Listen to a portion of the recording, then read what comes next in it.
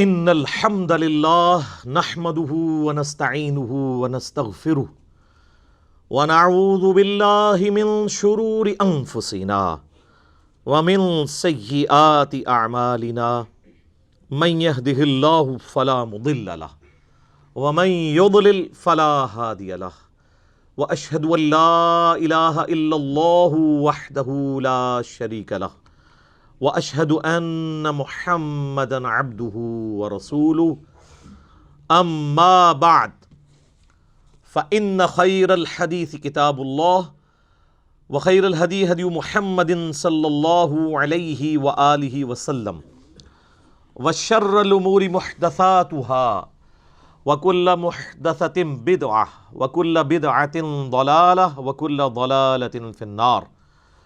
اعوذ باللہ السمیع العلیم من الشیطان الرجیم من ہمزہ ونفخہ ونفثہ بسم اللہ الرحمن الرحیم. رب اشرح لی صدری ویسر لی امری واحلل عقدۃ من لسانی یفقہوا قولی. بسم اللہ الرحمن الرحیم. ان اللہ وملائکتہ یصلون علی النبی یا ایہا الذین آمنوا صلوا علیہ وسلموا تسلیما. اللہم صل علی محمد وعلی آل محمد کما صلیت علی ابراہیم وعلی آل ابراہیم انک حمید مجید. اللہم بارک علی محمد وعلی آل محمد کما بارکت علی ابراہیم وعلی آل ابراہیم انک حمید مجید. اللہم ربنا آتنا فی الدنیا حسنة وفی الآخرة حسنة وقنا عذاب النار. لا الہ الا انت سبحانک انی کنت من الظالمین. حسبنا اللہ ونعم الوکیل. یا حی یا قیوم برحمتک استغیث ولا حول ولا قوة الا باللہ العلی العظیم. ربنا آتنا من لدنک رحمة وهیئ لنا من امرنا رشدا. اللہم ربنا آتنا فی الدنیا حسنة وفی الآخرة حسنة وقنا عذاب النار. الحمدللہ آج 9 فروری 2020 کو سنڈے کے دن قرآن کلاس نمبر 15 میں ہم سورۃ البقرہ کی آیت نمبر 63 سے آنورڈ سٹارٹ لیں گے. میں نے سورۃ البقرہ کے تعارف میں بتایا تھا کہ پہلے 9 رکوع جو ہیں وہ سابقہ امت مسلمہ بنی اسرائیل پر اللہ تعالیٰ نے مقدمہ قائم کیا ہے اور ان کی خرابیوں کو ہائی لائٹ کیا ہے کہ تم نے یہ کیا اس کے بدلے میں نے تمہارے ساتھ یہ کیا، تم نے یہ کیا میں نے یہ کیا. اور یونیورسل ٹروتھ اللہ تعالیٰ کی طرف سے ریویل ہوئے کہ جو بھی اس طرح کرے گا، انبیاء کی دعوت سے روگردانی کرے گا، اس کے اوپر میرے عذاب کا کوڑا اسی طریقے سے برسے گا. اور اس میں یہ دعوت تھی موجودہ امت مسلمہ یعنی امت محمدیہ صلی اللہ علیہ وآلہ وسلم کے لیے کہ تم کوئی زیادہ لاڈلے نہیں ہو. اگر تم نے بھی ہمارے محبوب صلی اللہ علیہ وآلہ وسلم کی تعلیمات سے روگردانی کی تو اللہ اس چیز کا کوئی لحاظ نہیں کرے گا کہ تمہاری نسبت کس کے ساتھ ہے. اللہ کے عذاب کا کوڑا تم پر بھی آئے گا. میں نے کئی دفعہ عرض کیا ہے کہ غزوہ احد وہ غزوہ تھا جس میں اللہ تعالیٰ نے نبی علیہ السلام کو پہلے یہ بشارت دے دی تھی کہ فتح مقدر ہے. اس کے باوجود صرف 35 صحابہ کرام کی نافرمانی کی وجہ سے اللہ تعالیٰ نے فتح کے بعد مسلمانوں کو شکست سے دوچار کروایا. 70 صحابہ شہید ہوئے، حتیٰ کہ اللہ کے محبوب صلی اللہ علیہ وآلہ وسلم کے اپنے مبارک دانت شہید ہو گئے. آپ کی شہادت کی خبر مشہور ہوگی اسی وجہ سے کیونکہ آپ کا خون اتنا نکلا کہ آپ بلڈ پریشر لاس ہونے کی وجہ سے بے ہوش ہو گئے. اس پہ میں ایک تلخ جملہ بولتا ہوں کہ اللہ کے محبوب صلی اللہ علیہ وآلہ وسلم اس دنیا میں موجود ہوں تب بھی اگر ان کے فالورز ان کی نافرمانی کریں تو اللہ تعالیٰ ان کی نسبت کا کوئی خیال نہیں رکھتا. اللہ تعالیٰ کی تلوار جو ہے وہ بالکل ننگی تلوار ہے. آج جب کہ اللہ کے نبی علیہ السلام دنیا میں موجود نہیں ہے، اس کے باوجود اگر کوئی روح گردانی کرتا ہے اللہ کے نبی علیہ السلام کی تعلیمات سے تو وہ کسی زوم میں نہ رہے کہ اللہ تعالیٰ کے ساتھ کوئی اس کی رشتہ داری ہے. Not at all. تو وہ کئی ایک واقعات ذکر ہو چکے ہیں اس سے پہلی کلاسوں کے اندر. آج بھی کچھ امپورٹنٹ واقعات آئیں گے بنی اسرائیل کی ہسٹری کے, اور ہر واقعے کے بعد پھر ایک یونیورسل ٹروتھ آئے گا کہ ان کے ساتھ اس کام کے سبب یہ ہوا. سورۃ البقرہ آیت نمبر 63. اعوذ باللہ من الشیطان الرجیم, بسم اللہ الرحمن الرحیم. وَإِذْ أَخَذْنَا مِيثَاقَكُمْ وَرَفَعْنَا فَوْقَكُمُ الطُّورَ, اور وہ وقت یاد کرو کہ جب ہم نے اے بنی اسرائیل تم سے عہد لیا تھا. عہد کیا لیا تھا وہ آگے آ جائے گا. اور تم پر کوہ طور پہاڑ کو بلند کیا. یہ اللہ کی طرف سے ایک معجزہ ظاہر ہوا کہ کوہ طور پہاڑ اتنا بڑا پہاڑ ہے, وہ ایک سائبان بادل کی طرح ان کے سر کے اوپر آ گیا, اور اللہ تعالیٰ کی طرف سے وحی نازل ہوئی کہ اب تم اپنے پیغمبر کے ساتھ عہد کرو گے, تم ان کا ساتھ دو گے اس دین میں, اس کتاب کو اسٹیبلش کرنے میں, ورنہ یہ پہاڑ تم پہ ابھی گرا کے گرا. آپ ذرا امیجن کریں, اتنا بڑا پہاڑ جب سر پہ آیا ہو تو بڑے بڑے لوگوں کے چھکے چھوٹ جائیں گے. خذوا ما آتیناکم بقوہ, پکڑو اس کو جو ہم نے تمہیں دیا ہے پوری قوت کے ساتھ. یعنی کون سی چیز؟ تورات, انبیاء کی تعلیمات. وَاذْكُرُوا مَا فِيهِ لَعَلَّكُمْ تَتَّقُونَ, اور یاد رکھو ان احکامات کو جو اس کے اندر نازل ہوئے ہیں تاکہ تم تقوی کی روش اختیار کر سکو. اللہ کے حضور کامیابی اسی صورت میں ہے کہ تم تورات کو پکڑو مضبوطی سے اور وقت کے پیغمبر کی تعلیمات پر عمل کرو. ہائے ہائے, ثم تولیتم من بعد ذلک, لیکن اس کے بعد تم نے ہم سے منہ پھیر لیا, منہ موڑ لیا ہم سے. فلولا فضل اللہ علیکم ورحمتہ لکنتم من الخاسرین, اگر اللہ کا فضل اور رحمت تم پر نہ ہوتی تو یقیناً تم نقصان اٹھانے والوں میں سے ہو جاتے. یعنی یہ کہا جا رہا ہے کہ پھر سب کو ہی اللہ ملیا میٹ کر دیتا. عذاب تو آیا, میں نے پہلے بھی بتایا کیسا عذاب نازل ہوا ہے کہ اللہ تعالیٰ کی طرف سے پلیگ کا مرض آیا, لاکھوں یہودی جو ہیں وہ اس طاعون کے مرض میں جو ہے وہ مر گئے. پھر اللہ تبارک و تعالیٰ کی طرف سے قتل مرتد کی سزا آئی, جو 70,000 یہودی ایک دن کے اندر قتل کیے گئے. اللہ تعالیٰ کی طرف سے یہ عذاب کا کوڑا ان پر برسا کہ توبہ کا سبب اب یہی ہے. یہ ساری چیزیں ہوئیں. تو اللہ تبارک و تعالیٰ کو راضی کرنا کوئی آسان کام نہیں ہے. یہ سارے معاملات ہوئے, لیکن اس کے باوجود باقی لوگوں کو اللہ نے بچا لیا. اس کا ہی اللہ ذکر کر رہا ہے کہ اگر اللہ چاہتا تو سب کو ہی تباہ و برباد کر دیتا, لیکن یہ اللہ کے فضل اور رحمت تھا کہ ہم نے پھر تمہیں کھلی چھٹی دی. تمہارے آباء و اجداد نے یہ حرکتیں کی, لیکن جنہوں نے کیا ان کو سزا ملی, باقیوں کو ہم اس طریقے سے آگے لے کر چلے. وَلَقَدْ عَلِمْتُمُ الَّذِينَ اعْتَدَوْا مِنْكُمْ فِي السَّبْتِ, اور تم خوب جانتے ہو ان لوگوں کے بارے میں جنہوں نے ہفتے کے دن کے بارے میں نافرمانی کی تھی. وہ سورۃ الاعراف میں اس کا ذکر آئے گا. میرا یوٹیوب کے اوپر ایک کلپ بھی اپلوڈڈ ہے. یہود پر عذاب کیوں آیا؟ اللہ تعالیٰ نے ان کے اوپر یہ پابندی لگائی تھی کہ پورا ہفتہ وہ شکار کر سکتے ہیں, لیکن سیٹرڈے کا دن ٹوٹلی ڈیڈیکیٹڈ ہے اللہ کے لیے, اور اس دن تم نے شکار نہیں کرنا. لیکن سورۃ الاعراف میں آتا ہے کہ وہ پورا ہفتہ مچھلیاں اس طرح نہیں آتی تھیں جس طرح ہفتے والے دن آتی تھیں, بلکہ وہ ان کی نظروں کے سامنے پھدکتی تھیں. تو کتنا دیر بندہ صبر کر سکتا ہے؟ تو انہوں نے پھر گڑھے کھود لیے ایڈجسنٹ سمندری جھیل کے ساتھ. جب مد و جزر کی وجہ سے پانی چڑھتا تھا ان گڑھوں میں پھنس جاتا تھا, جب پانی اترتا تھا وہ مچھلیاں گڑھے میں آ جاتی تھیں. تو ہفتے دن تو وہ شکار نہیں کرتے تھے, اتوار کو کر لیتے تھے. یعنی انہوں نے ایک ہیلا, ایک بہانہ ڈھونڈا شکار کا. تو اللہ تعالیٰ نے تمہیں خوب معلوم ہے کہ تم میں سے کون سے لوگ تھے, تمہارے آباء و اجداد میں سے, جنہوں نے ہفتے کے دن کے معاملے میں نافرمانی کی, یعنی کتا حلال کرنے کی کوشش کی, جس کو کہتے ہیں ایک چیز اللہ نے حرام کی تھی اس کو حلال کرنے کے لیے ایک ہیلا اور بہانہ گڑا. فَقُلْنَا لَهُمْ كُونُوا قِرَدَةً خَاسِئِينَ, تو ہم نے ان سے کہا تھا کہ جاؤ پھٹکارے ہوئے بندر بن جاؤ. تو وہ سب کے سب لوگ جو اس نافرمانی کے اندر انوالو ہوئے تھے وہ اللہ تعالیٰ کی طرف سے پھٹکارے ہوئے بندر بن گئے. اللہ نے ان کو بندر بنا دیا. وَلِعَوْذُ بِاللَّهِ تَعَالَى فَجَعَلْنَاهَا نَكَالًا لِمَا بَيْنَ يَدَيْهَا وَمَا خَلْفَهَا, پس ہم نے بنا دیا اس سزا کو عبرت ان کے لیے جو اس زمانے میں موجود تھے, وما خلفہا, اور جو بعد میں آنے والے لوگ ہیں ان کے لیے ہم نے اس کو عبرت بنا دیا. عبرت اس اعتبار سے تو بن گئی نا جی, ان لوگوں کے لیے تو سزا ہوئی اور ان کی اولادوں کو بھی یہ چیز نسل در نسل ٹرانسفر ہوئی کہ بھئی جو اللہ تعالیٰ کی تعلیمات کے ساتھ روگردانی کرے گا اس کا یہ حشر ہوگا. یہ چیز تو ٹرانسفر ہوئی. تو آنے والے لوگوں کے لیے عبرت بن گئی. وَمَوْعِظَةً لِّلْمُتَّقِينَ, اور ان لوگوں کے لیے نصیحت بن گئی جو واقعی اللہ سے ڈرنا چاہتے ہیں. جو اللہ کے خوف رکھنے والے لوگ ہیں ان کے لیے تو نصیحت بن گئی نا جی, کہ اللہ تعالیٰ کی ایک اتنی لاڈلی امت تھی, اس نے جب وقت کے پیغمبر کی نافرمانی کی تو اللہ نے ان کو بندر بنا دیا. ایک اور جگہ آتا ہے خنزیر بھی بنایا, بولے اعوذ باللہ تعالیٰ. تو یہ یونیورسل ٹروتھ آیا کہ اللہ کی نافرمانی کے سبب اللہ تعالیٰ نے ان کی شکلیں بگاڑ دی.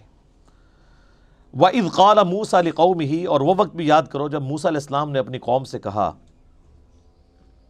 إِنَّ اللَّهَ يَأْمُرُكُمْ أَن تَذْبَحُوا بَقَرَةً, کہ بے شک اللہ نے تمہیں حکم دیا ہے کہ تم ذبح کرو گائے کو. اب یہ وہ گائے والا واقعہ بڑا مشہور آ رہا ہے, جس کی وجہ سے اس سورت کا نام بھی سورۃ البقرہ ہے. بقرہ عربی میں کہتے ہیں گائے کو.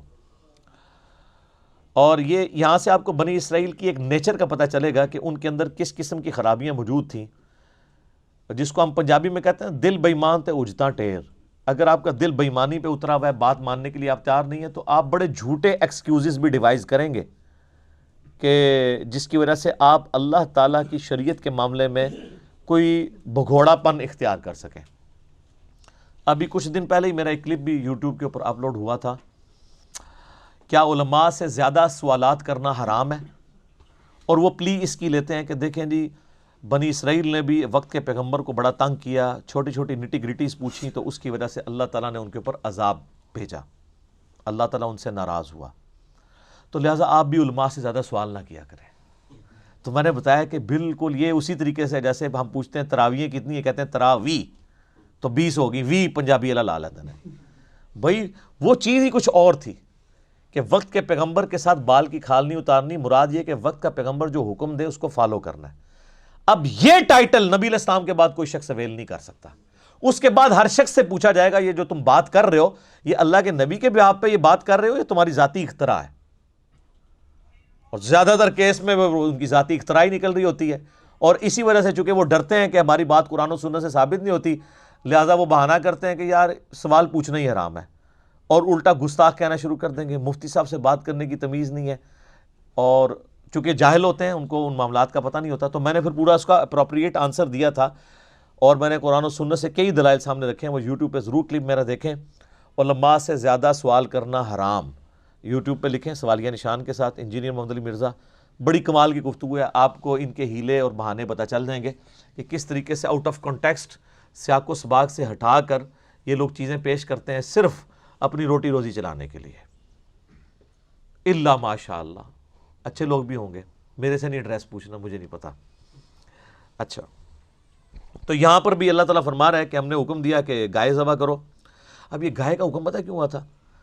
موسیٰ علیہ السلام جب کوہ طور پر گئے تھے, انہوں نے پتہ نا کہ ایک بچھڑا سونا پگھلا کے, وہ آگے آ جائے گی ڈیٹیل اگلی صورتوں کے اندر, سامری نے بنایا تھا, پھر اللہ نے آزمائش میں ڈال دیا. 70,000 یہودی جو نبی کے صحابہ میں سے تھے, ظاہر ہے ان پہ ایمان لائے تھے, ان کے ساتھی تھے, لیکن نبی صرف 40 دن کے لیے گئے ہیں تو وہ شرک میں مبتلا ہو گئے. یہ شرک اتنی بری چیز ہے. وقت کا پیغمبر فوت نہیں ہوا, زندہ ہے, چند دنوں کے لیے گیا ہے, تو وہ لوگ اس کے اندر انوالو ہو گئے. اب وہ چونکہ بچڑا بنایا تھا تو اللہ تعالیٰ نے ان کے دل سے بچڑے کی محبت نکالنی تھی, گائے کی محبت نکالنی تھی, تو ان کو حکم دیا کہ گائے کو ہی قربان کرو. یہ آپ کو حج اور عمرے کے موقع پہ بال کیوں منڈوائے جاتے ہیں؟ تاکہ اندر کا غرور ٹوٹے. بال سنوارنے کا بڑا شوق ہوتا ہے نا بندے کو, ظاہر ہے ایک حسن کی علامت بھی ہے بال. یہ تو گنجوں سے آپ پوچھیں تو آپ کو پتہ چلے گا کہ بیچارے کیا کیا پاپڑ بیلتے ہیں ان بالوں کے لیے وہ. ٹھیک ہے, تو وہ اللہ تعالیٰ نے پھر نبی علیہ السلام نے 3 دفعہ دعا فرمائی ان کے لیے جو سر منڈواتے ہیں حج اور عمرے کے موقع پہ, اور 1 دفعہ ان کے لیے جو بال چھوٹے کرواتے ہیں. چھوٹے تو آپ نے بہرحال کروانے ہی ہوتے ہیں. اچھا, اب یہاں پر ان کو گائے کی قربانی کا حکم ہوا, تو آپ دیکھیں کہ پیغمبر کے ساتھ گفتگو کس طریقے سے یہ لوگ کر رہے ہیں. قالوا اتتخذونا ہزوا, کہ اے موسیٰ آپ ہم سے مذاق کر رہے ہیں؟ یعنی اب وہ بھاگنے کا ایک ذریعہ ہے کہ اے مطلب سچی سچی کہہ رہے ہو یا ہمیں تو کہتے پہ ہو؟ پیغمبر مذاق کرتا ہے؟ دین کے احکام جب وہ سکھا رہا ہوتا ہے کہ بھئی اللہ نے حکم دیا ہے تو اللہ نے کوئی مذاق کرنا ہے پیغمبر کے فالورز کے ساتھ؟ قال اعوذ باللہ ان اکون من الجاہلین، تو موسیٰ علیہ السلام نے کہا میں اللہ کی پناہ میں آتا ہوں ایسی جاہل قوم سے۔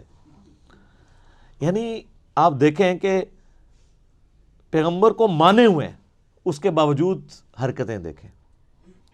اب کئی لوگوں کے دماغ میں یہ، جن لوگوں کو وہ غلط پٹیاں پڑھا دی ہوئی ہیں نا کہ وہ صحابہ کرام تو معصوم ہوتے ہیں اور الصحابۃ کلہم عدول، وہ تو مطلب یہ ہے کہ حدیث روایت کرنے میں وہ عدول ہیں، باقی تو عام انسانوں کی طرح ہی ہوتے ہیں۔ اب یہ سارے صحابہ ہی ہیں نا جو موسیٰ علیہ السلام کے ساتھ کر رہے ہیں، تو اس میں کوئی توہین والی بات نہیں، انسان انسان ہے۔ ہمارے نبی علیہ السلام کے صحابہ کے بارے میں قیامت تک کے لیے سورۃ الجمعہ کی آیات آ گئی ہیں قرآن کے اندر، اس کو آپ ضعیف بھی نہیں کر سکتے کہ نبی تمہیں خطبے میں اکیلا چھوڑ کے چلے گئے جب انہوں نے دنیا کا مال دیکھا۔ تو بخاری مسلم میں حدیث موجود ہے، وہ ایک قافلہ آیا تھا، وہ سب لوگ حضور تقریر کر رہے ہیں تو اٹھ کے چلے گئے سوائے چند لوگوں کے۔ آپ کو کہ سورۃ الجمعہ کی آیات ہی نہیں پڑھنی چاہیے، گستاخی ہو جائے گی، تو اپنی عقل کا علاج کروائیں۔ اس سے بڑی چیزیں موجود ہیں کہ انبیاء کی غلطیوں کا ذکر قرآن میں ہے، وہ تو اس سے بڑی گستاخی ہے۔ صحابہ تو شاید کوئی نہیں انبیاء کے مقابلے میں۔ حضرت آدم کی غلطی کا بیان، موسیٰ علیہ السلام کی غلطی کا بیان، نوح علیہ السلام کی غلطی کا بیان، ابراہیم علیہ السلام کا بیان۔ تو اب موسیٰ علیہ السلام نے کہا میں ان جاہلوں سے اللہ کی پناہ میں آتا ہوں۔ تو اب انہوں نے کہا قالوا ادع لنا ربک یبین لنا ما ہی، انہوں نے کہا اپنے رب سے پوچھ کر بتائیں کہ وہ گائے کس قسم کی ہو۔ بھئی اللہ حکم دے رہا ہے کہ ایک گائے قربان کر دو، کوئی سی بھی گائے لو قربان کر دو۔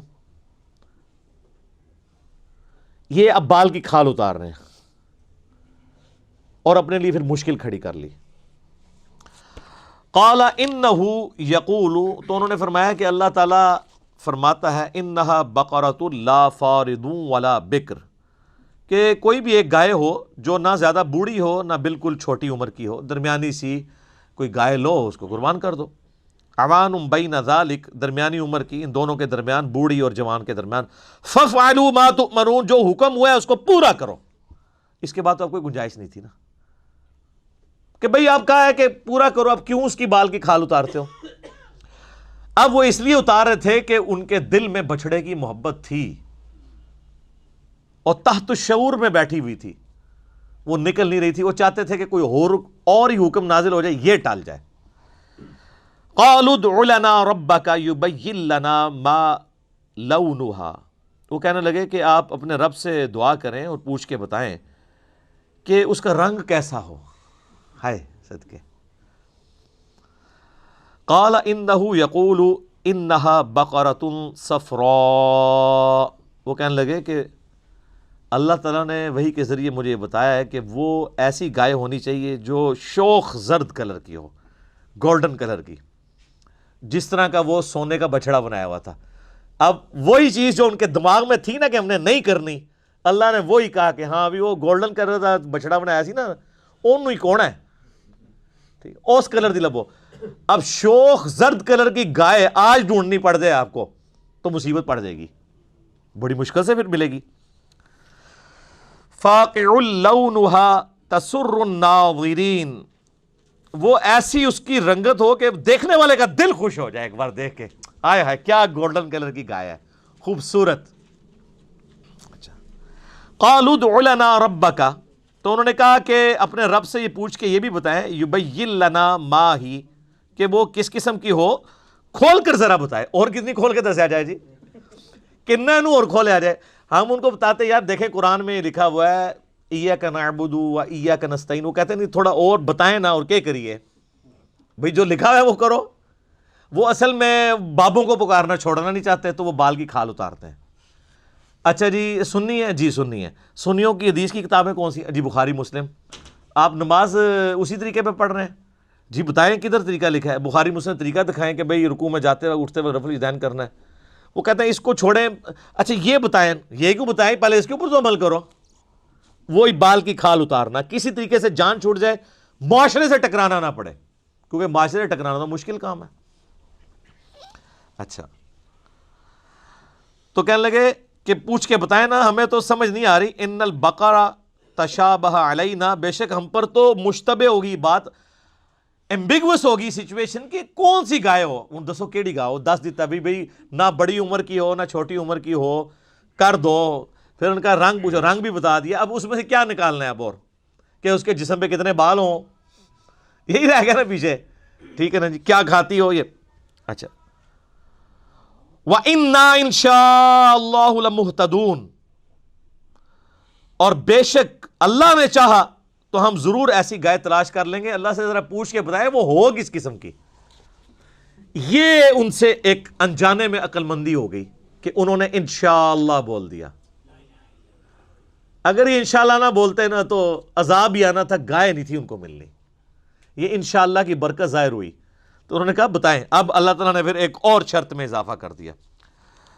قال انہ یقول، تو موسیٰ علیہ السلام نے کہا کہ اللہ تعالیٰ بے شک فرماتا ہے انہا بقرۃ لا ذلول تثیر الارض، وہ گائے ایسی ہونی چاہیے کہ جس کو زمین میں کبھی ہل چلانے کے لیے جودا نہ گیا ہو.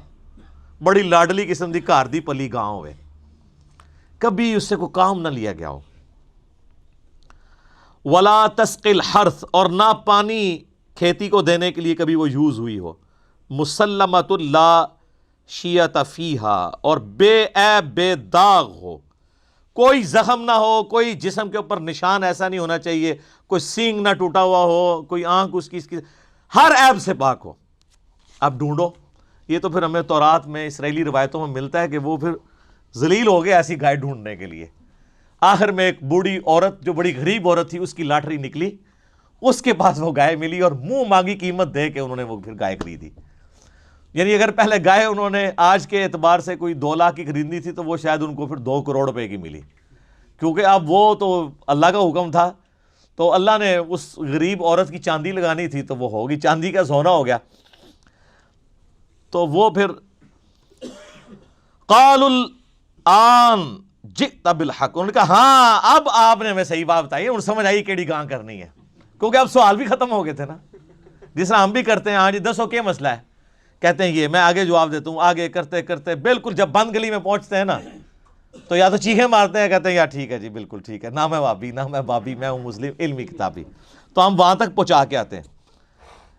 فذبحوها، پس انہوں نے اس کو ذبح کیا. وما کادوا یفعلون، حالانکہ وہ لگتے نہیں تھے کہ گائے قربان کریں گے. یہ اللہ تعالیٰ کہہ رہا ہے کہ کسی پاس نظر نہیں سی آندہ، انہوں نے ہر کوشش کی اللہ سے بھاگنے کی. بہرحال اللہ تعالیٰ نے ان کو ہر بات کا جواب دے کے الٹیمیٹلی جو انشاءاللہ انہوں نے کہا نا اس کی برکت ظاہر ہوئی. اگر انشاءاللہ نہ بولتے تو اللہ نے اپنے نام کی لاج رکھی کہ چلو انشاءاللہ بولا ہے تو پھر اللہ کی مرضی تو ہے تو ہو جائے. وَإِذْ قَتَلْتُمْ نَفْسًا فَادَّارَأْتُمْ فِيهَا، اور یاد کرو جب تم میں سے کسی نے ایک جان کو ناحق قتل کر ڈالا، ایک انسان کو، تو تم میں ایک دوسرے کے اوپر اس کے قتل کا الزام دھرنے لگا. اب قاتل کا پتہ نہیں چل رہا تھا کہ کون ہے. ظاہر ہے اس زمانے میں علم غیب تو کوئی نہیں ہوتا تھا نا، یہ تو بعد کے بزرگوں کو آیا. حالانکہ وقت پیغمبر بھی موجود ہیں، اللہ نے ان کو بھی نہیں بتایا کون قاتل ہے. تو اللہ تعالیٰ نے وہ جو گائے قربان کی تھی نا اس کے ذریعے وہ اگلا معجزہ ظاہر ہوا.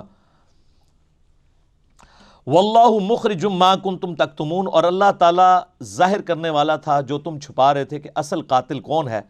فَقُلْنَا اضْرِبُوهُ بِبَعْضِهَا، تو ہم نے پھر یہ وحی کی موسیٰ علیہ السلام کو کہ وہ جو گائے قربان کی ہے نا اس کے گوشت کا کوئی ٹکڑا اس مردے کے ساتھ ٹچ کرو جس کو قتل کیا گیا ہے، تو وہ وقتی طور پہ مردہ زندہ ہوگا اور بتا دے گا میرا قاتل کون ہے. اب یہ معجزہ ہے، وہ دنیا میں واپس نہیں آیا، بس وہ اس کے ساتھ پھر دوبارہ مر گیا. کذالک یحیی الموتى، بالکل اسی طریقے سے اللہ مردوں کو بھی زندہ کر لے گا. ویریکم آیاتہ لعلکم تعقلون، اور وہ تمہیں اپنی قدرت کی نشانیاں معجزات دکھاتا ہے تاکہ تم سمجھ جاؤ.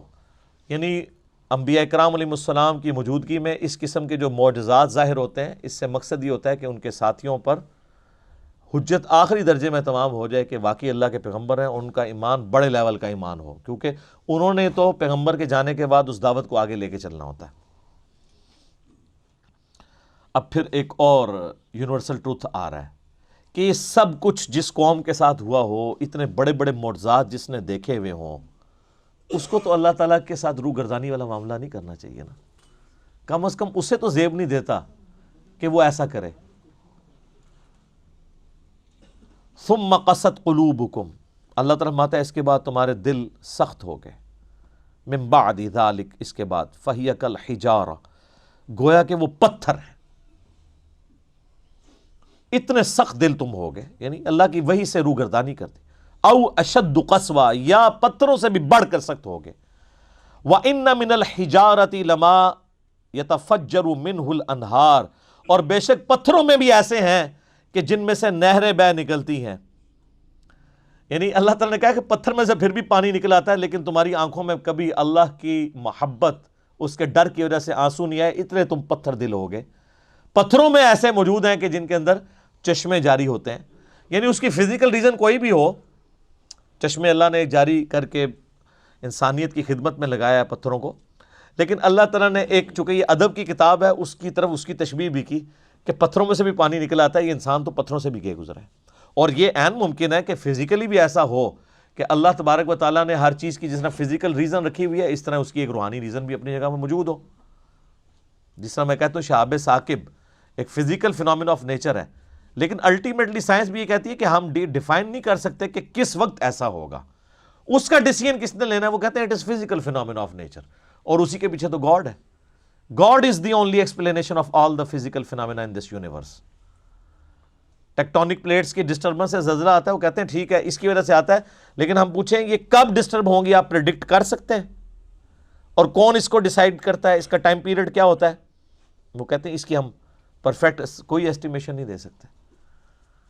آپ کو گلوبل وارمنگ کے اوپر کتنے یہ چیختے رہے، حالانکہ اسی صدی میں جس میں یہ چیخ رہے تھے، پچھلی کئی صدیوں کے سرد ترین سال بھی آئے ہیں، اللہ تعالیٰ حفاظت کرنے والا ہے۔ اوزون لیئر برباد کر دی، سوراخ ہو گیا، اب خود بخود ریکٹیفائی ہونی شروع ہو گئی ہے۔ کائنات اللہ نے بنا کے چھوڑ نہیں دی ہے، اس کو چلا بھی رہا ہے۔ ٹھیک ہے انسانیت کی غلط حرکتوں کی وجہ سے بھی قرآن میں آتا ہے کہ زمین میں جو فساد ہے لوگوں کے ہاتھوں کی کمائی کی وجہ سے ہے، لیکن اس لیول تک اللہ فساد نہیں جانے دیتا کہ جو اس کا ڈیوائن پلان ہے کہ اس نے ایک خاص ٹائم پیریڈ کے لیے اس دنیا کو پیدا کیا ہے، آخری انسان تک کے لیے وہ ریسورسز رکھے گا اس پہ۔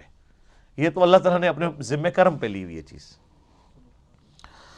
وَإِنَّ مِنْهَا لَمَا يَشَّقَّقُ فَيَخْرُجُ مِنْهُ الْمَاءُ، اور اللہ تعالیٰ فرماتا ہے پتھروں میں بھی ایسے ہیں جو پھٹ پڑتے ہیں اللہ تعالیٰ کے خوف کی وجہ سے، ان میں سے پانی نکلنا شروع ہو جاتا ہے۔ وہ تو سورۃ الاعراف میں بھی آگے چل کے آئے گا نا، لو انزلنا هذا القرآن على جبل لرأيته خاشعا متصدعا من خشیت اللہ، اگر ہم قرآن کسی پہاڑ پر نازل کرتے تو وہ بھی پھٹ جاتا، ریزہ ریزہ ہو جاتا اس کے اثر کی وجہ سے۔ تو یہ محمد رسول اللہ صلی اللہ علیہ وآلہ وسلم کا مبارک سینہ ہے جس پہ قرآن نازل ہوا ہے جی۔ صلاۃ و محمد و آل محمد، اللہم صلی علی محمد و علی آل محمد۔ وَإِنَّ مِنْهَا لَمَا يَهْبِطُ مِنْ خَشْيَةِ اللَّهِ، اور کئی ایسے ہیں جو خوف کے مانند پتھر ایسے ہیں کہ وہ اللہ کے خوف سے گر پڑتے ہیں، ایسی ان کے اوپر بھی خشیت طاری ہوتی ہے۔ لیکن یہ ساری چیزیں ہم آبزرو نہیں کر سکتے، الا یہ کہ وقت کا پیغمبر موجود ہو اور اللہ تعالیٰ اس کے ساتھیوں کا ایمان بڑھانے کے لیے ایسی چیزیں آبزرو کروا دے۔ وہ تو صحیح بخاری میں حدیث ہے، عبداللہ ابن مسعود کہتے ہیں کہ نبی علیہ السلام کے مبارک زمانے میں ہم کبھی آپ کے ساتھ کھانا کھاتے تھے تو ہم نوالے میں سے تسبیح کی آواز بھی سنتے تھے۔ سبحان اللہ، آپ ذرا امیجن کریں نا، جو لوگ اس لیول کے ایمان پر پہنچ چکے ہوں کہ اللہ تعالیٰ ان کو یہ ڈائریکٹ معجزات دکھا رہا ہو، وہی لوگ نبی علیہ السلام کی وفات کے بعد اتنے بڑے فتنے آنے کے باوجود پورے پیشن کے ساتھ اس دین کو لے کے چل سکتے ہیں، کیونکہ ان کو کوئی وہم بھی نہیں تھا اس معاملے میں کہ یہ اللہ کے پیغمبر ہیں اور اللہ نے ان کا غلبہ کروانا ہے۔ ورنہ جو گراؤنڈ ریالٹیز تھیں وہ بالکل سپورٹ نہیں کرتی تھیں کہ سیدنا ابوبکر اتنے محاذوں کے اوپر جنگ کھول لیں، لیکن ان کو یہ یقین تھا کہ هو الذی ارسل رسولہ بالہدی ودین الحق لیظہرہ علی الدین کلہ، اسی لیے ڈٹ گئے اور اللہ تعالیٰ کی غیبی مدد ان کے ساتھ آئی، اور مختصر سی جماعت کے ساتھ اللہ تعالیٰ نے رومن اور پرشین امپائر مسلمانوں کے قدموں میں ڈھیر کروائیں، اور یہ آپ کی زندگی میں نہیں ہوا، ورنہ تو لوگ کہہ سکتے تھے کہ آپ علیہ السلام کا سٹیٹس بھی اسکندر اعظم والا ہے، یا اس کے بعد چنگیز خان والا ہے، نعوذ باللہ، اللہ تعالیٰ نے آپ کی زندگی کے بعد انقلاب برپا کر کے بتایا کہ اللہ کی غیبی تائید ہے اس پیغمبر کے ساتھ. اسی لیے اس کے فالوورز اس کے بعد جبکہ ہزاروں لوگ جو نبی الاسلام کی زندگی میں کلمہ پڑھ کے مسلمان ہوئے تھے آپ کی وفات کے بعد مرتد ہو گئے، اس کے باوجود مختصر جماعت اس دعوت کے کام کو لے کے چلی. یہ اللہ کی غیبی تائید تھی. وَمَا اللَّهُ بِغَافِلٍ عَمَّا تَعْمَلُونَ، اور اللہ تعالیٰ غافل نہیں ہے اس سے جو تم کر رہے ہو. یعنی اللہ تعالیٰ ہر عمل سے واقف ہے جو تم کر رہے ہو. افتطمعون ان یؤمنوا لکم، اب مسلمانوں کی طرف روئے سخن ہے. اے مسلمانوں، کیا تمہیں یہ لالچ ہے، یہ طمع ہے، تمہاری یہ بڑی شدید خواہش ہے کہ یہودی ایمان لے آئیں؟ ظاہر ہے مسلمانوں کی خواہش تو تھی. وہ کہتے تھے ہم تو امی ہیں، ہم تو جاہل ہیں، یہ تو کتابیں پڑھے ہوئے ہیں، یہ تو بات مان لیں. جس طرح ہمارے کئی بھولے بالے لوگ ہیں، جب ان کو قرآن و سنت کی دعوت کا پتہ چلتا ہے وہ خود کتابوں سے پڑھ لیتے ہیں تو وہ اپنے مولانا کے پاس چلے جاتے ہیں کہ چلو یار ہمیں تو کچھ نہیں پتا تھا، یہ تو کتابوں کے ماننے والے ہیں، عالم دین ہیں، ہم ان کے سامنے آیت رکھیں گے، بخاری کی حدیث رکھیں گے، فوراً مان لیں گے، ایڈے سیدھے نے مان لیں گے. تو بڑے مایوس ہوتے ہیں. پھر غصہ آتا ہے کہ یار یہ لوگ تو ایسا نہ کرتے، جاہل چلو کر رہے ہیں، علیحدہ بات ہے. اللہ اکبر. یہاں پہ بھی آپ دیکھیں مسلمان کہتے تھے علماء یہود تو بات مان لیں، تو اللہ فرماتا ہے تمہیں بڑے ہی یہ طمع ہے کہ یہ مان لے آئے. وقد کان فریق منہم یسمعون کلام اللہ، جبکہ یہ وہ لوگ ہیں، ان میں ایسا گروہ بھی رہا ہے کہ وقت کا پیغمبر موجود ہے، ان میں ایسے لوگ موجود ہیں کہ وہ کلام اللہ کو سنتے ہیں، ان کو پتہ ہے کہ یہ تورات ہے. ثم یحرفونہ من بعد ما عقلوہ وہم یعلمون، اور وہ اس میں تحریف کر دیتے تھے بعد اس کے کہ وہ عقل بھی رکھتے ہیں، اور وہ جان بوجھ کر فتوے دیتے تھے ایسے کہ اللہ کی شریعت کو تحریف کر دیتے تھے، بدل دیتے تھے. کہا گیا، وہ آپ سن چکے ہیں نا، حتتن کہا گیا کہ جب جیریکو سٹی میں اریحا میں داخل ہونا ہے جوشوا ابن نون کے ساتھ، تو آپ نے کہنا ہے حتتن، تو اللہ تمہارے گناہوں کو معاف کر دے گا. اب وقت کا پیغمبر موجود ہے، وحی کے ذریعے بتایا جا رہا ہے، انہوں نے حنتتن حنتتن کہنا شروع کر دیا. کہا گیا سمعنا و اطعنا کہنا ہے، انہوں نے سمعنا و عصینا، ہم نے سنا اور نافرمانی کی. یعنی وہ جنہوں کہتے ہیں پنجابی پانڈ، ہر بات کو بگاڑ کے بیان کرنا. اللہ فرماتا ہے مسلمانوں تم ان سے کہہ رہے ہو یہ تو ان بزرگان دین کی اولاد ہیں، بڑے بڑے علماء کی، جو وقت کے پیغمبر سے باتیں سن کے ان کو بدل دیا کرتے تھے، تم کہہ رہے ہو یہ ایمان لے کے آئیں. تو سر میں یہ بھی آپ کو کہتا ہوں کہ اللہ کے بندو، ہم پبلک کو دعوت دیتے ہیں کہ مرنے سے پہلے اے مسلمان کر لے اس پہ غور، کتابوں کا خدا اور ہے، بابوں کا خدا اور. یہ مسلمان نے غور کرنا ہے، مولویوں نے نہیں کرنا. یہ تو اللہ تعالیٰ صحابہ کو کہہ رہے کہ تمہیں کیوں اتنی اس چیز کی خواہش ہے کہ یہ لوگ بات مان لیں، یہ تو وہ ہیں جو کتابیں پڑھنے کے باوجود بدل دیتے ہیں. تو سر جن علماء نے قرآن اور سنت پڑھا ہوا ہے، تفسیریں لکھ کے فوت ہو گئے ہیں، ایسے علماء ہیں، لیکن بالکل قرآن کے اپوزٹ تعلیمات اس میں لکھی ہیں. ایاک نعبد و ایاک نستعین کی تفسیر میں 10 صفحے کالے کر دیے بابوں کو پکارنے میں، کیونکہ انہوں نے اللہ کی بات نہیں ماننی. آپ حنفی علماء کی بخاری مسلم کی اگر شروحات اٹھائیں نا، تو جہاں رفع الیدین کی حدیثیں آئیں گی، اللہ معافی دے آپ کو لگے گا کہ ان کو ہاتھ پاؤں پڑ گئے ہیں. حدیث ہوگی 2 لائنوں کی، انہوں نے 20 صفحے کالے کیے ہوں گے کہ کسی طریقے سے یہ بات نہ مانے. مشکات المصابیح میں جب کتاب الجنائز چیپٹر میں وہ قبروں کو پکا نہ کرنے والی حدیثیں اور قبروں پہ عمارتیں نہ بنانے والی مسلم شریف کی حدیثیں آئی ہیں نا، تو مفتی احمد جہاں نعیمی صاحب نے جو مشکات کی شرح لکھی 8 جلدوں پہ، انہوں نے اس سے پہلے کتنے صفحے کالے کیے ہیں کہ اب یہ جو حدیثیں آ رہی ہیں ان کو، یعنی وہ کہنا چاہ رہے تھے کہ ان حدیثوں کو نہیں آپ نے ماننا، یعنی اس کو چھوڑ کے آگے ہی نکل جاؤ. تو یہ ہے جو کلام اللہ کو بدل دیتے ہیں. میں نے بہت بڑی مثال دی تھی حاضر و ناظر کی بحث میں، انہوں نے جال حق کے اندر جہاں جگہ جگہ آیات قرآن میں آئی ہیں نا کہ نبی تم وہاں موجود نہیں تھے تب بھی تم ان واقعات کو منوان بیان کر رہے ہو، یہ اس چیز کا ثبوت ہے کہ تم اللہ کے پیغمبر ہو، تمہارے پاس وحی آئی ہے. اے نبی تم اس وقت موجود نہیں تھے سورہ آل عمران میں جب موسیٰ علیہ السلام کو ہم نے کوہ طور کے پاس پکارا تھا، آپ وہاں پہ موجود نہیں تھے. اب یہ تو حاضر و ناظر کا عقیدہ رکھتے تھے، یہ آیات ان کے خلاف تھی. تو ہر آیت پہ وہ لکھتے رہے کہ اس میں یہ لکھا ہے کہ آپ وہاں فزیکلی موجود نہیں تھے، اس میں یہ نہیں لکھا ہوا کہ آپ وہاں پہ ناظر نہیں تھے، آپ موجود تو اللہ کے پاس سے وہاں سے بیٹھ کے دیکھ رہے تھے کہ موسیٰ علیہ السلام تو وہ دیکھ رہے تھے تو پھر وہی والا تو معاملہ ہی ختم ہو گیا.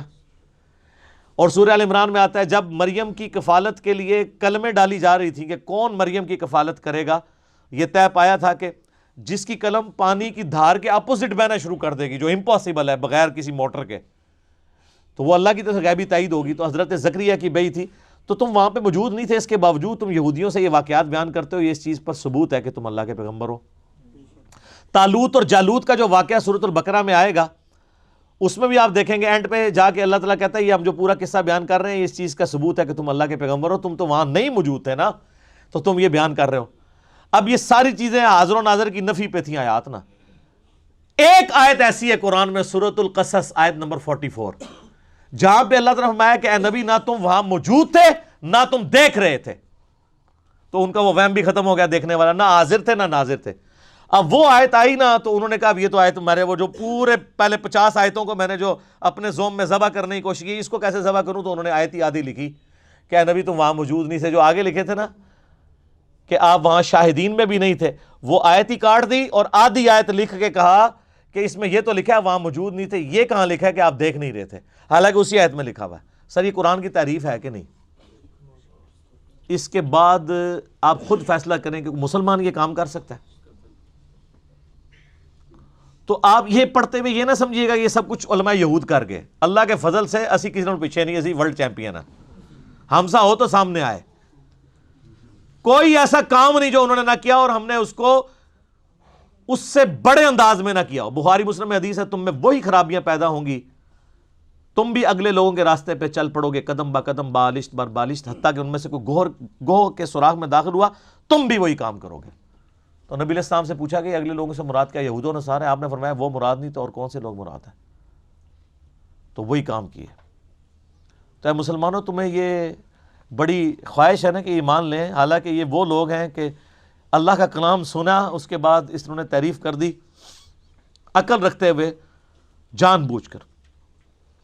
وَإِذَا لَقُوا الَّذِينَ آمَنُوا, اور جب یہ ملتے ہیں ایمان والوں سے, قَالُوا آمَنَّا, ہم کہتے ہیں ہم ایمان لے کے. یہ منافقین کا ذکر ہو رہا ہے, بزدل ہوتے ہیں نا, ایمان والوں سے کہتے ہیں مومن ہیں. وَإِذَا خَلَا بَعْضُهُمْ إِلَىٰ بَعْضٍ, اور جب علادہ ہوتے ہیں بعض میں خلوت میں, قَالُوا أَتُحَدِّثُونَهُمْ بِمَا فَتَحَ اللَّهُ عَلَيْكُمْ, تو وہ یہ کہتے ہیں کہ کیا تم ان سے ان باتوں کا ذکر کرتے ہو کہ یہ اللہ تعالیٰ کے حضور ان باتوں کو یوز کریں لِيُحَاجُّوكُمْ بِهِ عِنْدَ رَبِّكُمْ, کہ اللہ کے حضور وہ جھگڑا کر سکیں ان باتوں کے اوپر.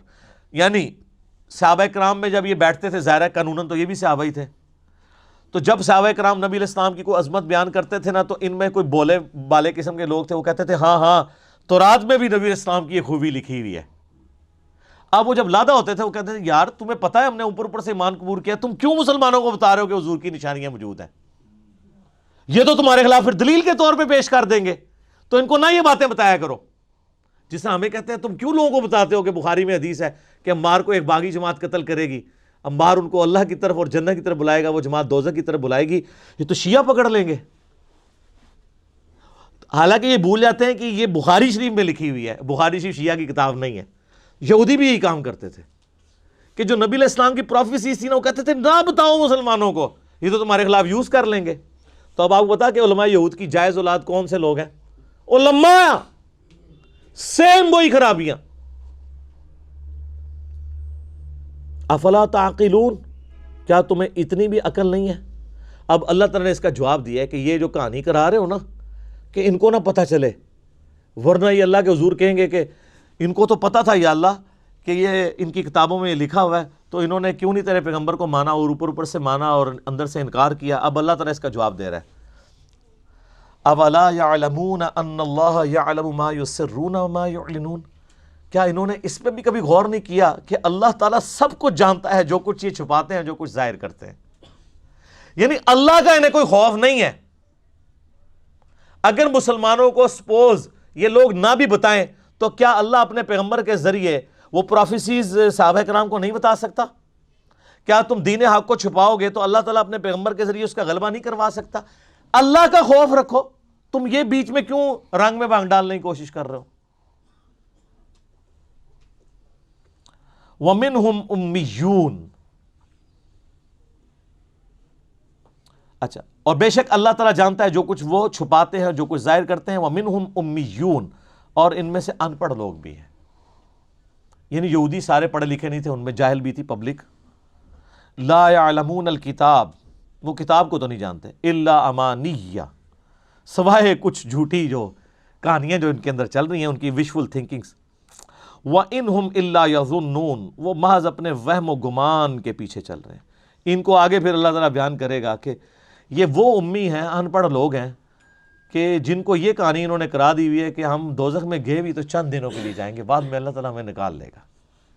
اللہ ہمارے جو جاہل لوگ ہیں نا، انہوں نے اپنی خواہشات کو دین کا نام دیا ہوا ہے. اللہ تعالیٰ ویسا نہیں ہے جیسا وہ اللہ کے بارے میں گمان کیے ہوئے. فَوَيْلٌ لِّلَّذِينَ يَكْتُبُونَ الْكِتَابَ، یہ ایک اور یونیورسل ٹروتھ آ رہا ہے. خرابی ہے ان لوگوں کے لیے جو کتاب لکھتے ہیں بِأَيْدِيهِمْ، اپنے ہاتھوں سے. ثُمَّ يَقُولُونَ هَذَا مِنْ عِنْدِ اللَّهِ، اس کے بعد لوگوں کو یہ بتاتے ہیں کہ یہ اللہ کی طرف سے نازل ہوئی ہوئی ہے. لِيَشْتَرُوا بِهِ ثَمَنًا قَلِيلًا، اور اس کے عوض دنیا کے چند ٹکے حاصل کرنے کے لیے فتویٰ بازی کرتے ہیں اور کہتے ہیں اللہ نے حکم دیا. مجھے بتائیں یہ کس کے بارے میں آیت ہو سکتی ہے؟ فتوے کون لکھتا ہے؟ علماء. علماء کی جتنے فضائل قرآن میں بیان ہوئے ہیں نا، علماء سو کے اور علماء حق کے بھی، اتنے آپ کو احادیث میں نہیں ملیں گے. بلکہ پورا تانا بانا ہی علماء کے گرد گھومتا ہے کہ کام ہی انہوں نے ڈالا ہے. اور یہ طبقہ ایسا خطرناک طبقہ ہے کہ یہ وقت کے پیغمبر کو دنیاوی طور پہ فیل کر دیتا ہے. دنیاوی طور پہ حضرت عیسیٰ علیہ السلام کو فیل کیا ہے نا دنیاوی طور پہ. اللہ کے حضور وہ کامیاب ہے، حتیٰ کہ اللہ نے حضرت عیسیٰ کو بھی زندہ اٹھایا ان کی جان بچانے کے لیے. تو قتل کے فتوے نکل گئے تھے. یہ بعد میں عیسائیت تو پھیلی ہے جب کانسٹنٹائن II نے عیسائیت قبول کی ہے، ورنہ حضرت عیسیٰ کی زندگی میں صرف 12 بندے ان پہ ایمان لے کے آئے تھے. حضرت عیسیٰ علیہ السلام اپنی مبارک زندگی میں کوئی کامیاب زندگی انہوں نے نہیں گزاری دنیاوی اعتبار سے. کوانٹیٹیو، کوالیٹیٹیو تو ایک بھی بہت ہے. بخاری میں حدیث ہے قیامت دن بعض انبیاء آئیں گے، ان کے ساتھ 4 امتی، کسی کے ساتھ 3، کسی کے ساتھ 2، کسی کے ساتھ 1، کسی کے ساتھ ایک بھی ایسا نہیں ہوگا جو وقت کے پیغمبر پہ ایمان لایا ہو. تو کیا وہ نبی ناکام ہو گئے؟ نہیں. دنیاوی آپ کے سٹیٹس میں ناکام ہے، اللہ کے حضور کامیاب ہے. نوح علیہ السلام 950 سال محنت کی، صرف 78 لوگ ایمان لے کے آئے. تو کیا وہ نبی ناکام ہو گئے؟ نہیں. دنیاوی طور پہ ضرور آپ کی ڈاکٹرین میں ناکام ہے، اللہ کے حضور تو کامیاب ہے. لیکن اللہ نے تو کوالٹی دیکھنی ہے نا، کوانٹی تو نہیں دیکھنی. تو اللہ فرماتا ہے چند ٹکوں کے عوض یہ لوگ اللہ کی آیات کو بیچتے ہیں اس حوالے سے کہ وہ فتوے لکھتے ہیں اپنی مرضی سے اور کہتے ہیں یہ اللہ کی طرف سے نازل ہوا ہے. یہی ہوتا ہے. یہ آج کل یہ کام آپ کو نظر آئے گا احادیث اور آیات کی تشریح میں. آیت میں کچھ اور بات لکھی ہوگی، تشریح بالکل اس کے اپوزٹ ہوئی ہوگی. اور عام آدمی اتنے سیدھے ہیں، وہ بیچارے سائیڈ پہ حاشیہ جو پڑھ رہے ہوتے ہیں نا، تو وہ سمجھتے ہیں کہ یہ حاشیہ بھی قرآن ہے. ہمیں کئی لوگ فون کر کے رابطہ کرتے ہیں، جی مسلم شریف میں میں نے خود پڑھا ہے. تو ہم پوچھتے ہیں اللہ کے بندے مسلم شریف میں پڑھا ہے یا مولانا شریف میں پڑھا ہے؟ کیونکہ مسلم شریف تو وہ ہے جو عربی اور اس کا اردو ترجمہ ہے، جو سائیڈ پہ لکھا ہے وہ مولانا شریف ہے. تو مولانا شریف کو مسلم شریف سے باہر نکالیں گے تو مسلم شریف پاک ہوگی، ورنہ مسلم شریف پڑھ کے بھی کوئی فرق نہیں پڑنا آپ کو. کیونکہ جو کچھ لکھا ہے اس کے الٹ اس کے سائیڈ پہ لکھا ہوتا ہے، وہ سائیڈ والی بات وہ کہتے ہیں اچھا یہ ہے. ہر چیز کو کاؤنٹر کیا ہوتا ہے. فَوَيْلٌ لَّهُم مِّمَّا كَتَبَتْ أَيْدِيهِمْ، اللہ فرماتا ہے ہلاکت ہے ان کے لیے اس وجہ سے جو انہوں نے یہ فتوے لکھے. وَوَيْلٌ لَّهُم مِّمَّا يَكْسِبُونَ، اور ہلاکت ہے جو انہوں نے اس سے مال کمایا. اللہ کی طرف جھوٹے فتوے منسوب کر کے، جھوٹے مسائل منسوب کر کے، جھوٹی آیات گھڑ کے. یہ تو سر اللہ نے اس قرآن کی حفاظت کی ذمہ داری لی ہے، ورنہ کام اس کے ساتھ بھی ڈال جانا تھا. اور قرآن کی بھی حفاظت صرف ٹیکسٹ کی ہے، عربی ٹیکسٹ کی، یہ ذہن میں رکھیے گا. ورنہ قرآن کی بھی تعریف ہو چکی ہوئی ہے. سر جب پاکستان میں کروڑوں لوگ ہر نماز میں ایاک نعبد و ایاک نستعین پڑھنے کے بعد بھی بابوں کو پکار رہے ہوں، تو پریکٹیکلی تو انہوں نے قرآن کی تعریف کر دی ہوئی ہے نا. یہ علماء نے ان کو پٹی پڑھائی ہے نا. ورنہ ایک گورا جو نیو مسلم ہو وہ ایاک نعبد و ایاک نستعین پڑھنے کے بعد بابوں کو پکار سکتا ہے؟ وہ سوچ بھی سکتا ہے؟ وہ کہے گا پہلے صفحے پہ لکھا ہے تیری بات کرتے ہیں، تجھی سے مدد مانگتے ہیں، دعا مانگتے ہیں. تو مسلمان کیوں پکار رہا ہے؟ کیونکہ ان کو علماء نے فتوے لکھ کے ان کو گمراہ کیا ہے، قرآن کی تحریف کی ہے۔ قرآن میں یہ لکھا تھا، انہوں نے صفحے کے صفحے کالے کیے، نہیں وہ ایک حقیقی مدد ہوتی ہے، ایک مجازی مدد ہوتی ہے، ایک یہ ہوتا ہے، ایک یہ ہوتا ہے، ہم امی سے روٹی مانگتے ہیں تو کیا یہ شرک ہو جاتا ہے؟ وہ اللہ کے بندہ، مری امی کو کون روٹی مانگتا ہے؟ ایون زندہ امی بھی سامنے نہ ہو کون روٹی مانگتا ہے؟ پاگلو، تم تو یہ کام کر رہے ہو، مثال ہمیں امی کی دے رہے ہو۔ اور اگر اس طرح ہی ہے تو ٹھیک ہے، کوئی مری بھی امی کیا کوئی کسی بابے کو بھی پکار کے دیکھ لے، اس کے سامنے روٹی لا کے رکھ لے، اور زندہ کسی یہودی عیسائی سکھ کو بھی پکار لینا، آپ کے سامنے موجود ہو تو لا کے روٹی سامنے رکھ دے گا، تو اس پھر مشکل کشا منو۔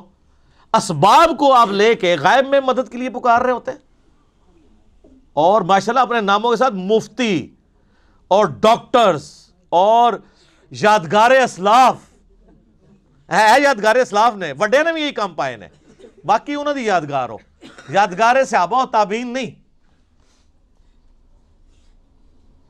درمیانے بزرگ، پرانے بزرگ نہیں، درمیانے بزرگ، بہت پرانے بزرگ ہیں۔ کتنے جی؟ 1000 سال۔ سر دین تو 1400 سال پہلے آیا تھا، کوئی صحابہ کرام میں ہے کوئی کتبہ کسی کا یا علی مدد کا تو دکھاؤ، یا شیخ عبد القادر جیلانی مدد کا، وہ ادھر کچھ بھی نہیں ہے جی، ان کو چھوڑ دیں۔ صحابہ کرام کو اڑتے ہو تو دکھاؤ، ہے صحابہ کرام کو کسی کا دل چیر کے تو کچھ جان لیتے ہو تو دکھاؤ۔ یہ ساری مثالیں میں نے بیان کی ہیں نا۔ میں کہتا ہوں جی اگر آپ نے کسی کے ساتھ نیکی کرنی ہے نا، آپ چاہتے ہیں کہ وہ بھی آپ کے ساتھ جنت میں جانے میں کامیاب ہو جائے، آپ کا رشتہ دار ہے، دوست ہے، گھر والے ہیں، مجلس نمبر 100 ضرور دکھائیں انہیں، کتابوں کا خدا اور بابوں کا خدا اور، اس کو پتہ چلے کہ یار کتابیں جس خدا کا تعارف کرواتی تھیں وہ یہ والا خدا نہیں ہے جس کو یہ پوج رہے ہیں، انہوں نے اپنے تخیلات کو خدا کا نام دیا ہوا ہے۔ ہاں دعویٰ بے شک کریں، وہ بھگوان بھی آپ پوچھیں نا، وہ کہتے ہیں ہم ایک گاڈ کو مانتے ہیں، اسی کا بھگوان نام رکھا ہوا ہے، لیکن جو کوالٹی اس کے ساتھ منسوب کر رہے ہیں وہ اس خدا کی نہیں ہے جس خدا نے اپنا تعارف جن کوالٹیز کے ساتھ کروایا تھا۔ تو پھر ہم عرض ہی کر سکتے ہیں کہ مرنے سے پہلے اے مسلمان کر لے اس پہ غور، کتابوں کا خدا اور ہے، بابوں کا خدا اور جب تو غور کر لے گا نا تو پھر مجھے نہیں کہنے کی ضرورت پڑے گی، تو خود کہے گا کیا کہ نہ میں وابی نہ میں بابی، میں ہوں مسلم، علمی کتاب ہے، یہ اندر سے آواز نکلے گی انشاءاللہ تعالی۔ آگئی جی وہ بات جو میں کہہ رہا تھا، امیین، ان پڑھ جاہل لوگ جو باتیں کرتے ہیں، اللہ کے فضل سے اس امت میں بھی جاہل لوگ یہی باتیں کر رہے ہیں۔ وَقَالُوا لَن تَمَسَّنَا النَّارُ إِلَّا أَيَّامًا مَعْدُودَةً، وہ کہتے ہیں ہمیں کبھی بھی آگ نہیں چھو سکتی سوائے گنتی کے چند دن۔ ایویں جیسا آپ کے لوگ نہیں کہتے ایک پھیرا ہی لگے گا، اب قرآن میں تو یہ ہونا چاہیے تھا کہ ہاں ایک پھیرا لگے گا پھر تمہیں ادھر بھیج دیں گے۔ اس کا جواب ذرا اللہ کی طرف سے سنیں، یہ پھیرے والے جو اتنے دلیر لوگ ہیں نا، ان کے بارے میں اللہ تعالیٰ کیا فرما رہا ہے؟ قُلْ اتخذتم عند اللہ عہدا، کیا تم نے اللہ سے کوئی ایسا وعدہ لے رکھا ہے، فلن یخلف اللہ عہدا، کہ اللہ اس وعدے کی خلاف ورزی نہیں کرے گا، ام تقولون علی اللہ ما لا تعلمون، یا پھر تم اللہ پر ایسی بات ڈال رہے ہو جسے تم جانتے ہی نہیں ہو کہ کتنا بڑا جرم کر رہے ہو، اپنی مرضی سے اللہ کے بارے میں یہ بات کر رہے ہو کہ اللہ ہمیں کچھ دنوں کے لیے دوزخ میں ڈالے گا بعد میں چھوڑ ہی دے گا۔ یہ اللہ نے کس جگہ پہ تم سے یہ وعدہ لیا ہوا ہے کہ حضرت صاحب آپ کا ایک پھیرا لگے گا پھر آپ جنت میں چلے جائیں گے؟ تو ظاہر ہے کہ کہیں بھی نہیں لیا ہوا، تو اللہ ہمارا ہے اس کے مطلب ہے اللہ پہ جھوٹ باندھ رہے ہو۔ سر بخاری مسلم کی حدیث ہے، جس نے نبی علیہ السلام پہ جھوٹ باندھا وہ اپنا مقام دوزخ میں دیکھ لے، اور جو اللہ پہ جھوٹ باندھے اس کی انٹینسٹی کا کون اندازہ لگا سکتا؟ ناٹ ایٹ آل، ایسا نہیں ہو سکتا۔ سورۃ الفرقان میں آگے چل کے آئے گا کہ دوزخ تھوڑی دیر کے لیے بھی وقت گزارنے کے لیے بری جگہ ہے اور زیادہ دیر کے لیے بھی بری جگہ ہے۔ کہتے ہیں تھوڑی دیر لگے گی۔ سر مسلم شریف کی حدیث ہے کہ قیامت والے دن اللہ تعالیٰ ایک مفلس بندے کو بلائے گا جس نے دنیا میں پرہیزگاری کی زندگی گزاری ہوگی لیکن روکھی سوکھی کھا کے، بڑا مشکل وقت۔ اللہ فرمائے گا فرشتو اسے ایک ذرا جنت کا پھیرا لگواؤ، ایک جنت کا پھیرا لگے گا، اس کے بعد اللہ پوچھے گا وہ دنیا میں کوئی تکلیف دیکھی؟ کہے گا تیری عزت کی قسم کوئی تکلیف نہیں دیکھی۔ ایک جنت کا پھیرا اس کی ساری تکلیف کو کافور کر دے گا۔ اور حقیقت بات ہے، ظاہر ہے سر یہ دنیا کی چند گھنٹوں کی زندگی دیکھ کے اگر بلینز اینڈ ٹریلینز ایئرز کی ہمیشہ کی کامیابیاں مقدر ہوں اور بخاری مسلم کی حدیث کے تحت سب سے آخر میں جانے والے جنتی کو بھی اس روئے ارض سے 10 گنا بڑی جنت مل رہی ہو، تو کیا بڑی اس سے بڑی نعمت ہو سکتی ہے؟ اور موت ہی نہ آئے، جوانی نہ جائے، بڑھاپا نہ آئے، بیماری نہ آئے، اور اللہ ناراض نہ ہو، یہ 4 چیزیں مسلم شریف میں آئی ہیں نا، تو کیا چاہیے؟ پھر اللہ کہے گا کہ یہ گناہگار شخص کو ذرا ایک دوزخ کا پھیرا لگاؤ، جس نے دنیا بڑی ٹھاٹ کی زندگی گزاری تھی نا، اور کہا تھا خیر اللہ بڑا غفور رحیم ہے، معاف کر دے، یہی کچھ کہہ رہے ہوتے ہیں نا، ایک پھیرا ہی لگے گا، اللہ کہے گا اس کا ایک پھیرا لگواؤ۔ تو مسلم شریف کے الفاظ ہیں، جب وہ پھیرا لگا کے آئے گا نا، اللہ کہے گا وہ دنیا میں کوئی سکھ کا دن بھی دیکھا، کہے گا تیری عزت کی قسم میں نے زندگی میں کبھی سکھ دیکھا ہی نہیں ہے۔ ایک پھیرا اس کے دنیا کے سارے نشے کو کافور کر دے گا۔ اللہم اجرنا من النار، آمین۔ تو سر یہ بڑا مشکل معاملہ ہے۔ اب اللہ تعالیٰ کی طرف سے ایک یونیورسل ٹروتھ آ رہا ہے، بلا یہ جو کہتے ہیں نا ایک پھیرا ہی لگے گا بعد میں ہم جنت میں چلے ہی جائیں گے، بلا اللہ بھائی کیوں نہیں، من کسب سیئۃ، جس نے ایک گناہ بھی کیا، وَأَحَاطَتْ بِهِ خَطِیئَتُهُ، اور وہ گناہ اس لیول کا ہوا کہ پورے کا پورا اس گناہ میں وہ گھیر گیا، اوڑھنا بچھونا اس نے وہ برائی بنائی رکھی، فَأُولَئِکَ أَصْحَابُ النَّارِ، تو وہ جائے گا دوزخ میں، ہم فیہا خالدون، اور رہے گا ہمیشہ ہمیشہ۔ یہ سر کتابوں کا خدا ہے، کتابوں کا خدا بڑا ڈاڈا ہے بھائی، بابوں کا خدا تو ایک بوڑھی نانی اماں اس نے بنائی ہوئی ہے انہوں نے، اللہ یہ ہے۔ اب اللہ تعالیٰ نے جواب ترکی بترکی جواب دیے، کیوں نہیں، ایک پھیرا لگے گا، اوے جس نے ایک گناہ بھی کمایا اور اس گناہ نے اس کا احاطہ کر لیا۔ تو میرا خیال ہے اس ایک گناہ کا اگر ہم ذکر کریں، اور وہ سب سے بڑا گناہ آلموسٹ 90% زیادہ مسلمانوں میں موجود ہے، نماز چھوڑنا۔ صحیح مسلم میں حدیث ہے 246 انٹرنیشنل نمبر کے مطابق، بندے کے کفر اور ایمان کے درمیان فرق نماز ہے۔ سورہ روم کے اندر آیا وَأَقِیمُوا الصَّلَاةَ وَلَا تَکُونُوا مِنَ الْمُشْرِکِینَ، نماز قائم رکھو، دیکھنا مشرکوں میں سے نہ ہو جانا۔ اس سے بڑا کوئی گناہ روئے ارض کا نہیں ہے شرک کے بعد نماز کو چھوڑنا۔ تو یہ ایک گناہ کا بھی جس نے احاطہ کیا ہوا ہے، جس نے اپنے اوپر طاری کیا ہوا ہے، ابو داؤد ترمذی میں حدیث ہے جس نے ایک نماز بھی جان بوجھ کے چھوڑ دی گویا اس نے کفر کیا۔ ترمذی میں ایک تابعی کا قول ہے کہ میں نے صحابہ کو پایا ہے اس حال میں کہ وہ نماز چھوڑنے کے علاوہ کسی چیز کو کفر خیال نہیں کرتے تھے، بے نمازی کو وہ کافر ہی سمجھتے تھے۔ ہاں پاکستان کے ساتھی کارڈ مسلمان آپ لکھ لیں، امیر المومنین لکھ لیں بے شک ساتھ، جو مرضی لکھتے رہیں اس کو، اللہ کا قانون علیحدہ ہے، وہ ڈیفرنٹ ہے۔ اللہم اجرنا من النار۔ اب ساتھ ہی سائملٹینیس کنٹراسٹ آیا، والذین آمنوا، جو لوگ ایمان لے کر آئے، وعملوا الصالحات، اور انہوں نے نیک اعمال کیے، اولئک اصحاب الجنہ، وہ ہیں جنت والے۔ اللہم اجعلنا منہم، اللہ تعالیٰ ہمیں ان میں داخل فرمائے، آمین۔ میرے بھائیو یہ کتابوں کا خدا ہے، دودھ پیتے مجنو نہیں، جو انہوں نے ایمان لے کر آئے، نیک اعمال اختیار کیے، وہ ہیں جنت میں جانے والے، ہم فیہا خالدون، وہ رہیں گے اس میں ہمیشہ ہمیشہ۔ تو یہ میرا ایک یوٹیوب پہ کلپ ضرور دیکھیں آپ لوگ، اللہ کی رحمت سے دھوکہ۔ یہاں پہ بھی لوگ پبلک کو گھیرنے کے لیے ہمارے آج کل ایسے وائزین آئے ہوئے ہیں جو کہتے ہیں جی وہ یہ جی بڑی سخت باتیں کرتے ہیں، بعض اللہ تعالیٰ سے لوگوں کو دور کر رہے ہیں اور سخت سخت باتیں کرتے ہیں، خوشخبریاں سنانی چاہیے۔ وہ بخاری مسلم کی حدیث ہے خوشخبریاں سناؤ متنفر نہ کرو۔ وہ خوشخبری کیا بخاری مسلم میں جو حدیث ہے وہ صحابہ کرام کو حضور نے یہ کہتا کہ خوشخبری یہ سناؤ کہ نماز پڑھنے کی کوئی ضرورت نہیں ہے، جو بھی ہے تیرے محبوب کی امت سے؟ نہیں، وہ فرائض کے لیے نہیں ہے، وہ چھوٹی چھوٹی جو نفلی عبادات ہیں ان پہ نکیر نہ کرو۔ وہ جی بخاری مسلم میں حدیث ہے ایک صحابی نے لمبی نماز پڑھا دی، حضور نے اس کو ڈانٹا، کہا تو لوگوں کو متنفر کر رہا ہے۔ وہ سر اس نے سورہ بقرہ آل عمران پڑھ دی تھی، آپ پوری زندگی یہ کام نہیں کر سکتے، 6.5 پارے پڑھ دیے تھے۔ نبی علیہ السلام کی جو عام ایوریج نماز ہے نا سر، وہ آدھے گھنٹے کی ہوتی تھی،